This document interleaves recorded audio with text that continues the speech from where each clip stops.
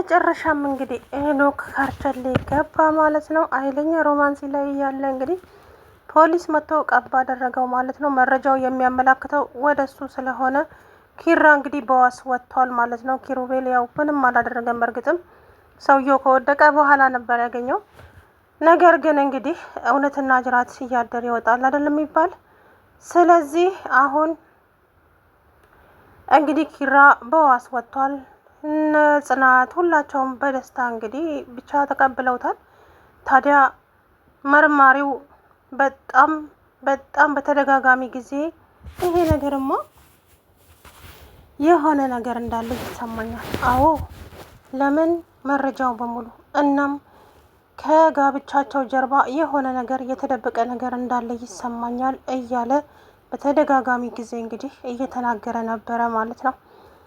አሁን ግን መረጃዎቹን ሳይ ሁሉም መረጃ ወደ እሱ እንደሚያመላክቱ አሰበ። አሀ ስለዚህ የሆነ ነገርማ አለ። እናማ ሄኖክ ቶሎ በፍጥነት በቁጥጥር ስር መዋል አለበት ብሎ እንግዲህ ወሰነ ማለት ነው። ከዛ በኋላ እንግዲህ ውሳኔውንም እንዳያችሁት ነው። እውነት ለመናገር በጣም ነው እንትን የሚለው ማለት ነው። ለምን አንዳንድ ጊዜ ወንጀለኛው እያለ ወንጀል ያልሰራው ግን ቅጣት ይበዛበታል።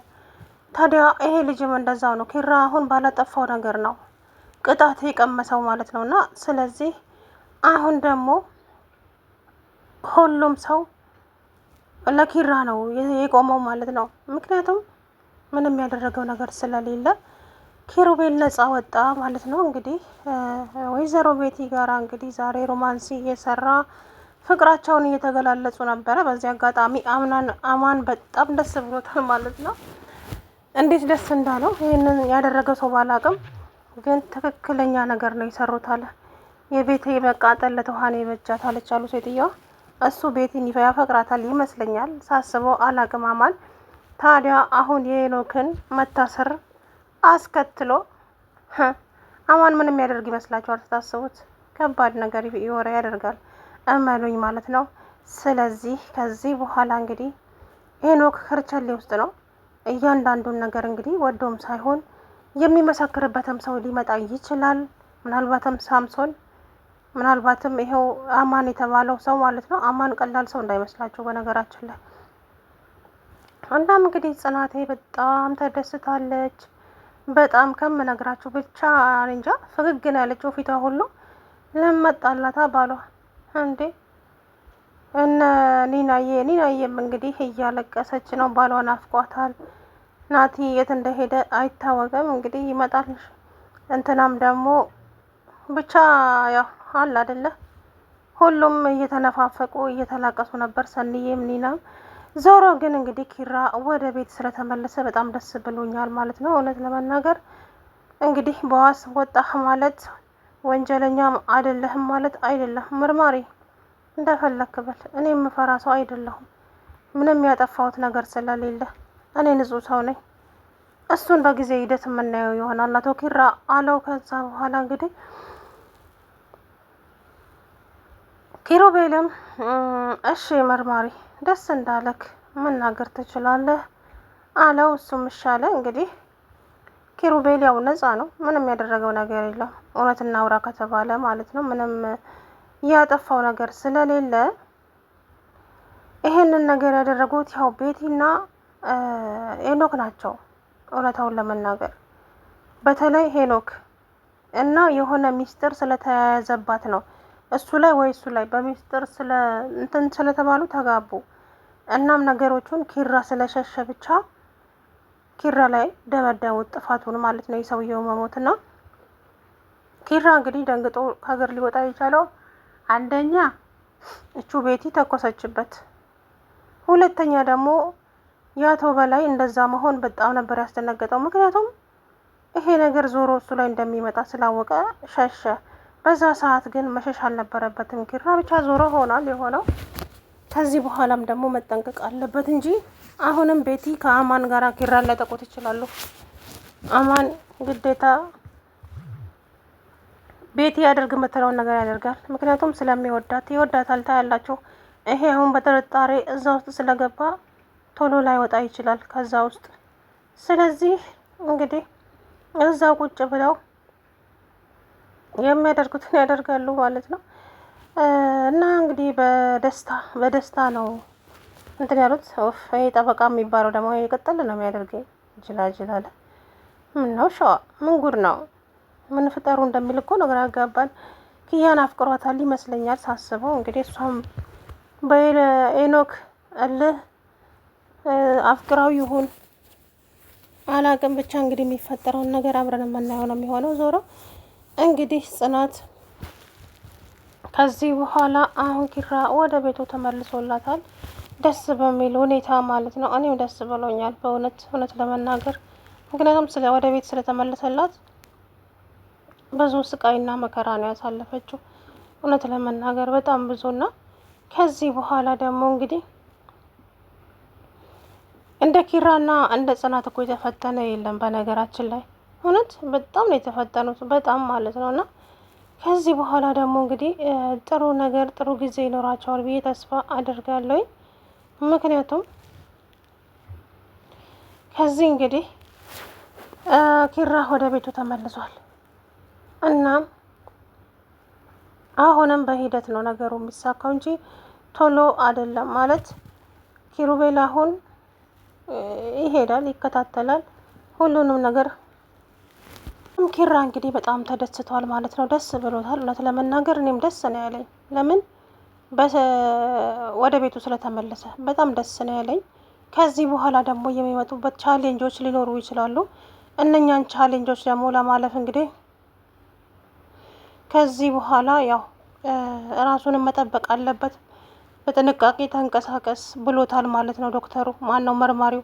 ምክንያቱም ደግሞ አንዳንድ ነገር ሊኖሩ ስለሚችሉ በጥንቃቄ እሺ።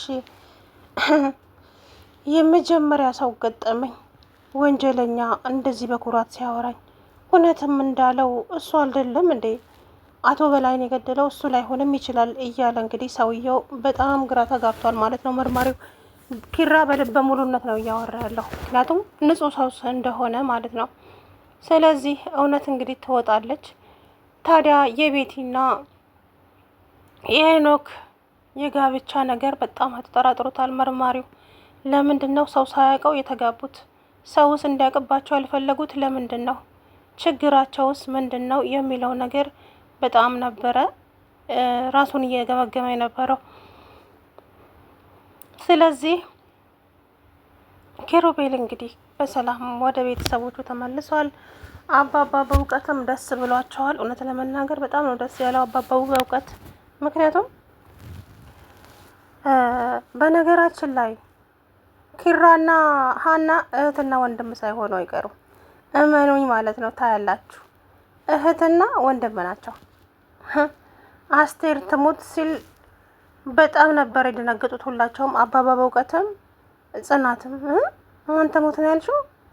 ወይ እሷ እኮ እናቷ ከኔ እናት ስም ጋር ሲምለው ይመሳሰላል፣ ለዛ ነው ይቅርታ ያለችው። የእናቷም ስም አስቴር ነው። በቃ ስለ እናትሽ ሌላ ጊዜ እኔን አናግሪኝ፣ በሰፊው እናወራለን እሺ አላት ማለት ነው አባባ በእውቀት። እመኑኝ የኪራ እህት ናት ሀና። እረፍ አይድል ሆዬ። ዞሮ ብቻ ያው የእናቱ ልጅ ሳትሆን አትቀርም እች ልጅ። ያለ በጤናቸው አይደለም እንደዚህ የተዋደዱት። ብቻ እንግዲህ ዞሮ ከዚህ በኋላ ኪሩቤል እንግዲህ ተመልሷል ወደ ቤቱ። ማለቴ ያው ምንም የሚፈጠር ነገር አይኖርም፣ ግን በጥንቃቄ ተንቀሳቀስ ብሎታል። በተንቀሳቀስክበት በሙሉ ግራ ቀኝህን እያየህ ዝም ብለህ እንዳትራመድ፣ ምክንያቱም አሁን ያለህበት ነገር በጣም አሳሳቢ ነገር ስለሆነ ከባድ ችግርም ፈተናም ሊመጣብህ ይችላል ብሎታል። እሱም ደግሞ እሺ አመሰግናለሁ ብሎ እንግዲህ ተመለሰ ወደ ቤቱ ማለት ነው። ስለዚህ ከዚህ በኋላ ኪራ እንግዲህ ከቤተሰቦቹ ተቀላቅሏል። ጽናቴም ደስ ብሏታል በእውነት። እኔ ራሴ ደስ ነው ያለኝ። ለምን ያለ ስራው ነበር እዛ ውስጥ ሲንገላታ የቆየው ነው። አሁን ደግሞ ወጥቷል ማለት ነው። እንግዲህ ቀጣይ ደግሞ ምን እንደሚፈጠር ምንም የምናውቀው ጉዳይ የለም ማለት ነው። ስለዚህ ኪራ አሁን እንግዲህ ለቤተሰቦቹ በቅቷል ማለት ነው። እንግዲህ ፈጣሪ ደግሞ ያውቃል፣ እሱ መጨረሻቸውን ያሳምርላቸው። ታዲያ ሄኖክ አፈቅርሃለሁ አፈቅርሻለሁ እየተባባሉ ነበረ ማለት ነው። ከቤቲ ጋር እንግዲህ ሮማንሲ ምናምን ፍቅር ነገር ሲሰሩ ነበረ። ከዛ በኋላ ግን ሰውየው መጣና መርማሪው እንግዲህ አማን በር እንዲያስከፍት አደረጉ። በሩን ስከፍቶ እንግዲህ ምንድን ነው የምትፈልገው አንተ ሰውዬ? ምንድን ነው ከኛ የምትፈልገው? ሀሳብስ ምንድን ነው ብሎ ተረጋጋ ብሎ ወረቀት ሰጠው። ከዛ በኋላ እንግዲህ በጣም ነበረ የደነገጠው ማለት ነው። ሄኖክ እንደዚህ ሊሆን አይችልም፣ አንተን አይደለህ እንደዚህ ያደረግከው ብሎ እሱ ላይ ሲጮህበት ወደዛ ሂድ በክል ምን ይላል ይሄ አለውና እሱን ገፈተረው። ቀጥላውን ከባድ ችግር እንዳይፈጠርብህ አለው። ሰላም ውድና የተከበራችሁ የቻናሌ ቤተሰቦች እንዴት ናችሁ? አለሁ ደህና ነኝ። እንግዲህ ክዬ ማን ነው ሄኖክ በቁጥጥር ስር